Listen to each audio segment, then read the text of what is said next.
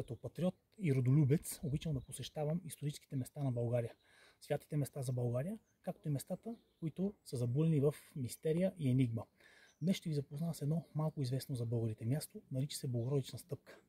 Богородична стъпка е древно тракийско светилище. Това нещо е самата Богородична стъпка. Елате да видите. Скалата е много остра, много стръмна, затова трябва да се внимава как се спуска. Виждате, това е самата Богородична стъпка. Легендата, поверието разказва, че Богородица се е явила в целия си ръст и точно тук е стъпила. Целогодишно има вода в тази Богородична стъпка. Това пък е параклиса, който е изграден от местните хора. Вътре може да напишете своето желание, да запалите свеж. Виждате каква гледка се открива към Балкана. Уникално място, заредено с много енергия, много духовно място. Тук има и изграден кръст на самата скала. Виждате го. А сега ще ви разкажа за самото преминаване през скалата, което съответно изцелява хората от всякакъв вид болести, както и сбъдва желания, когато човек отправи молитва от сърце и от душа, именно там между скалите. Сега ще ви покажа как става.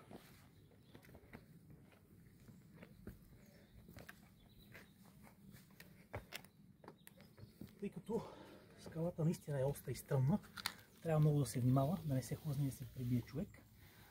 Виждате за какво говориме. Тук е и тесничко, но ако се набереме и се пуснем внимателно, ето, влизаме в самата скала.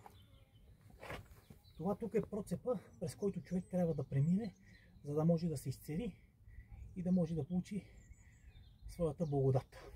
Това е мястото, на което хората ми казаха, че човек трябва да положи глава и да отправи своята молитва от сърце към Бог и Богородица.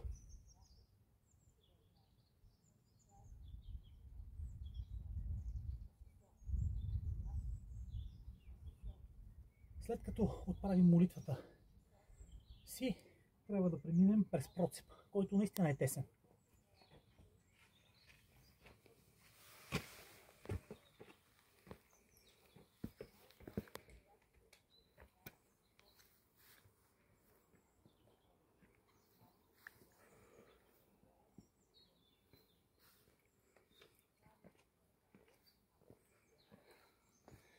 На 50 метра надолу, сега ще завъртим камерата да ви покажем от самата Богородична стъпка, поето тази пътека, ето там долу за това малко борче, се намира саркофаг, капак от саркофаг.